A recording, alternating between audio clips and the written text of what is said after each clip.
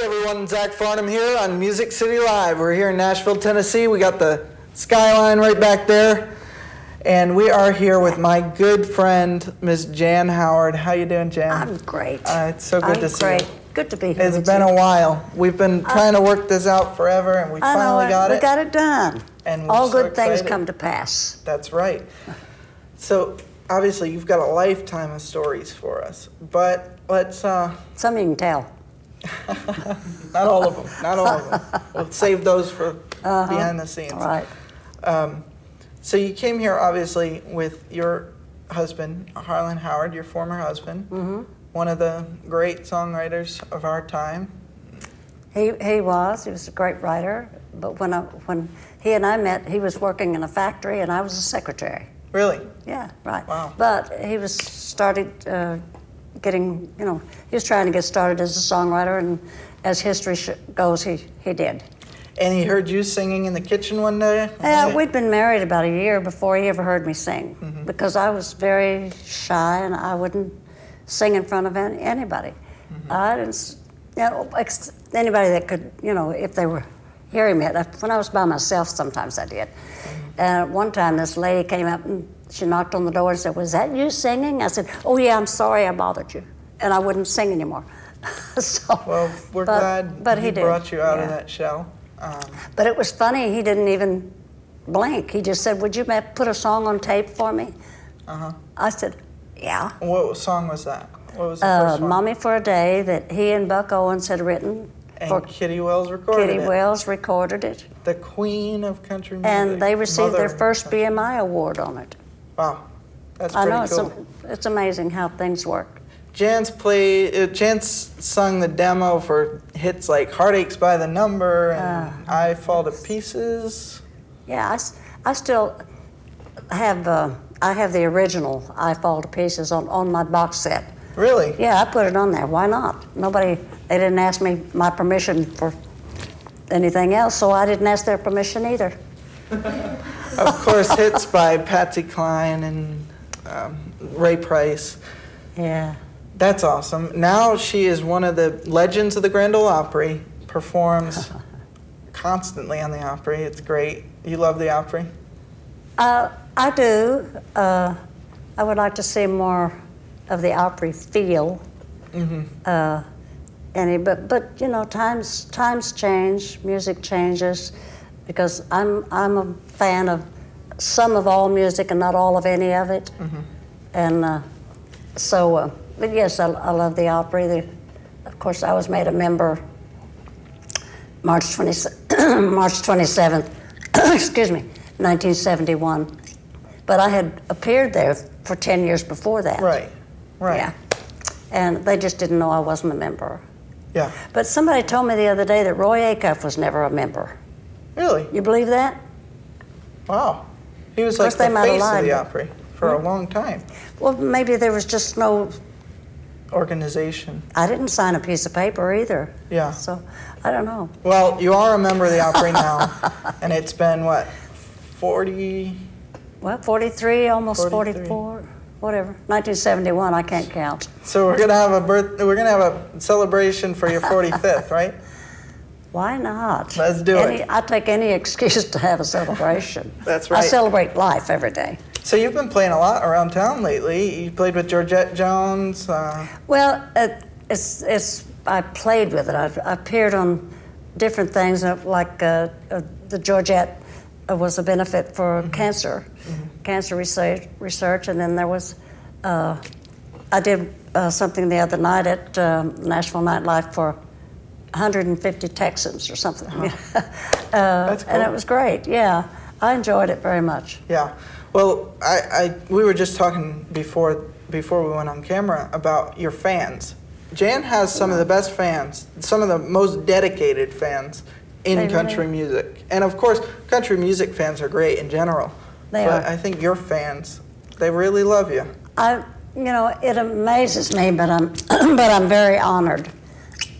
And there's a lot of very young artists that are just now being exposed to the music. And there's a young man in Sweden who is now, I met him when he was 13, so I guess he's 15. now, and he has everything I have ever recorded on vinyl. Wow. I mean, he didn't just get it off of YouTube, he ordered it from somewhere. And he has all the vinyl albums, and there's 27 of them, I think, plus 5 with Bill and 2 with Wayne Stewart. Yeah. But it amazes me that this young man, 15 years old, has everything that I've ever recorded, and he wasn't even thought of at that time. Yeah. I mean, that's awesome. It was really awesome, and I met him when I was in Norway a couple of years ago. Yeah. And then this year, his aunt brought him to Nashville. Oh, really? And he got to come to the Opry. That's awesome. And, I wonder if I was there for that. I remember what? meeting someone from Norway. Maybe Jonathan Roos. Jonathan. Roos, yeah. So Jonathan, if you're watching this, send us an email. We want to hear from you. Yeah, really.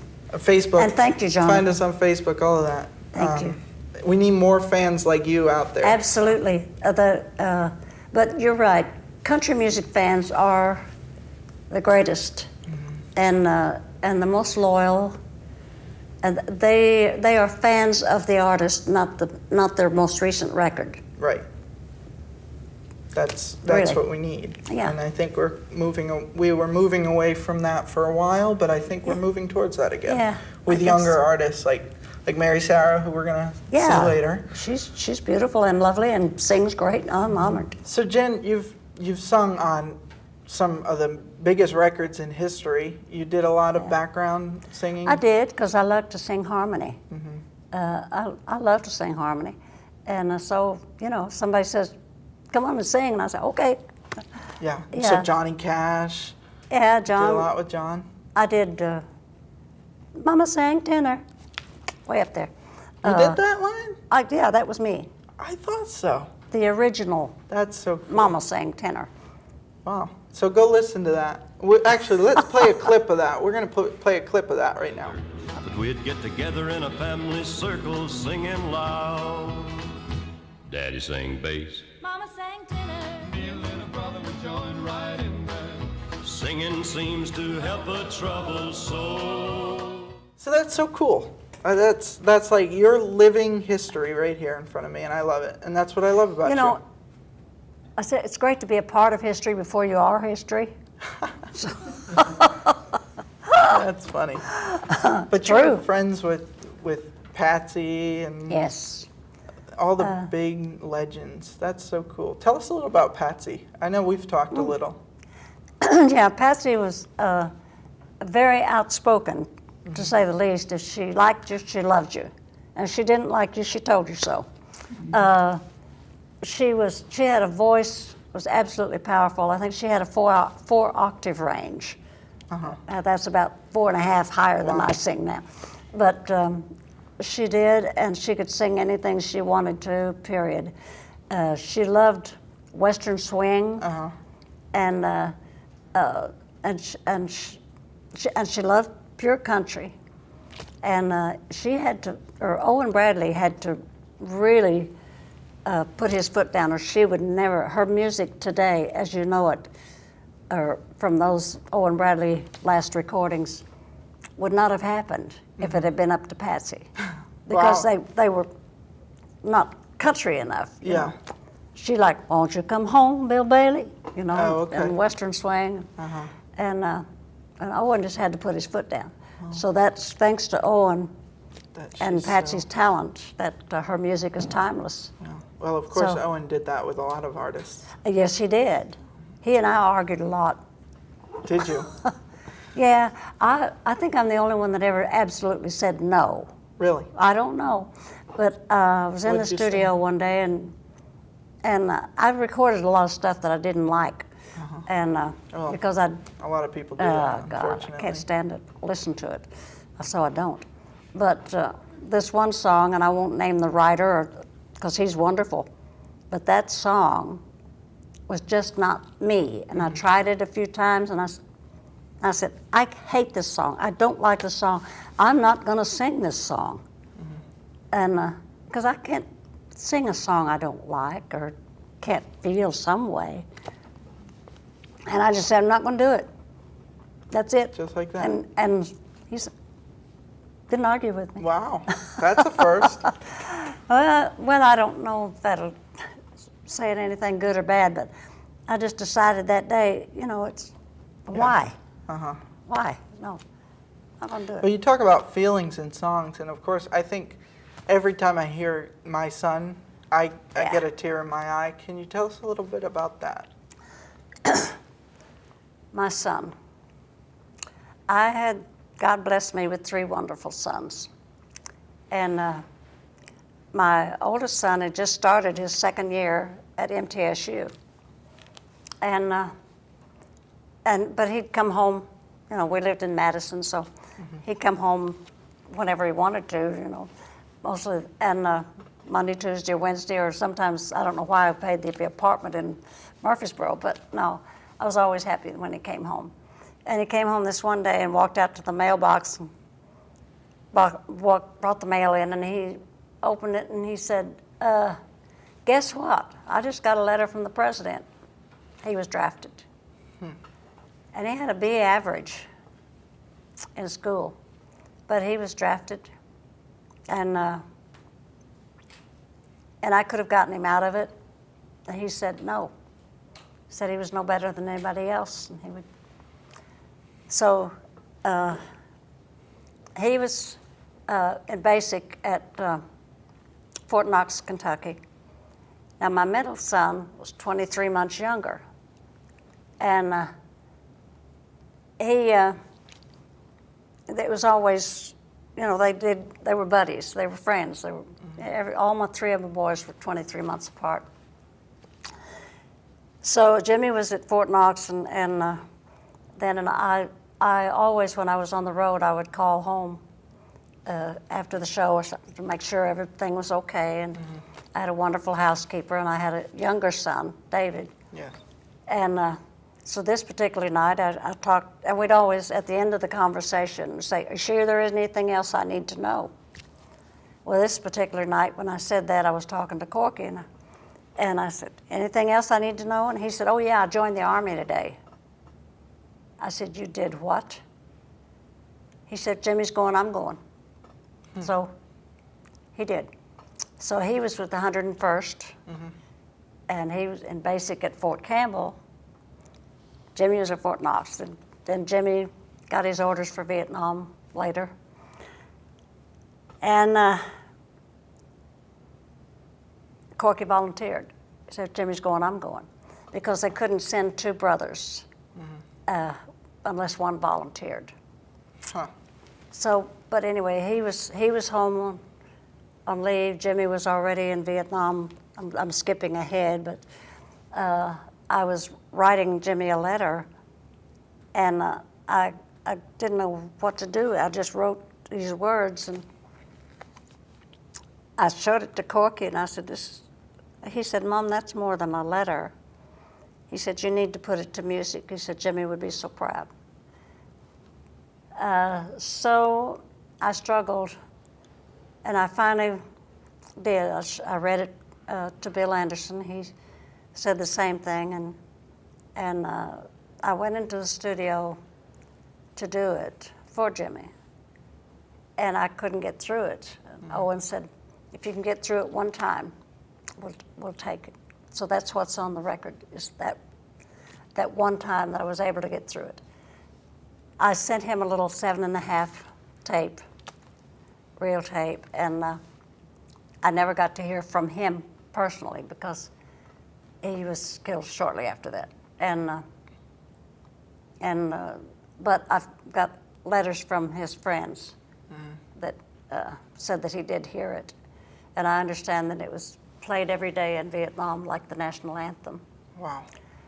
And but I sing it for all of our soldiers, all parents who are fortunate enough to have wonderful sons. Well, of course, we thank all the soldiers and fighting. My middle son, when Jimmy was killed, my middle son was 40 miles away from him. Really? And he was his escort home. Wow. So, and my youngest son had a nervous breakdown, and he committed suicide. But I'm blessed. I don't dwell on the bad things. I'm blessed for the wonderful years that we had together, and I'm thankful for that time. Wow, powerful. But I can't listen to my son either. You can't. No, I can't. I did it that one time recently, and I said I'll never do it again. On Family Reunion? Country's Family Reunion? Yeah, and I'm sorry that I did, Yeah. but I'll never do it again. Well, we thank you for giving us that song because it's meant a lot to a lot of people. Thank you. I appreciate that, and I know. But it's Yeah. just one of those things that you Great. can't do. Well, let's take a break, and Yeah. when we come back, we're going to go to you and Mary Sarah. We have a special treat, which we'll explain in a Okay. minute. Thank you, Jan. Thank you, Zach. All right, we're back with Jan Howard, of course, and we've added somebody to our set. Course. Well, we just did the interview. We just Oh, had we you did. on the That's interview. right. I already forgot. I'm joking. And Mary Sarah, introducing Mary Sarah. A lot of you probably already know her. She just released Bridges, and we'll actually be interviewing her next week. She interviewed an album called Bridges, and it's a duet album with a bunch of legends that I can only dream of I wasn't meeting. on there. I was gonna say we need to do one now. I wasn't. We need to do one. I wasn't on there. Jan and You'll I be are on the gonna next do one. Bridges 2? Bridges 2. So Mary Sarah did not an interview. I'm doing an interview. She did a duet You with just think you're doing an interview. she did a duet with Mr. Ray Price of one of his most famous songs, "Heartaches by the Number," and Jan's former husband Harlan Howard wrote the song, and Jan sang the demo tape. Correct? Correct. And so now you all get to witness country music history as Mary Sarah and Jan Howard sing "Heartaches by the Number" together. I'm honored. Yeah. Oh, I am Okay. honored. Are you ready? Go I to hope it. I can hit the notes.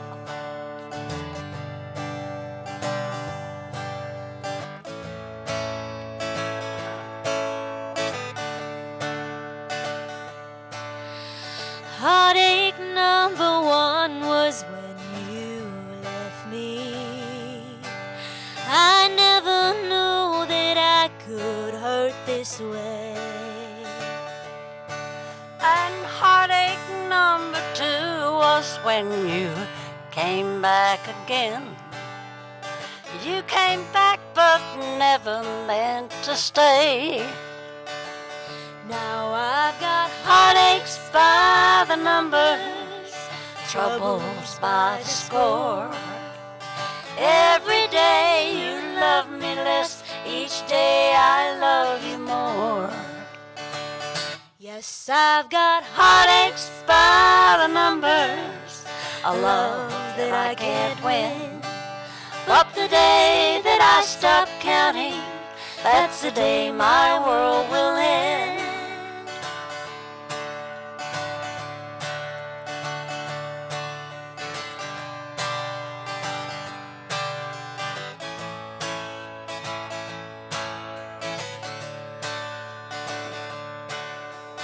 Heartache number three was when you called me and said that you were coming back to stay. With a hopeful heart, I waited for your knock on the door. I waited, but you must have lost your way. Now I've got Heartaches by the numbers, troubles by the score. Every day you love me less, each day I love you more.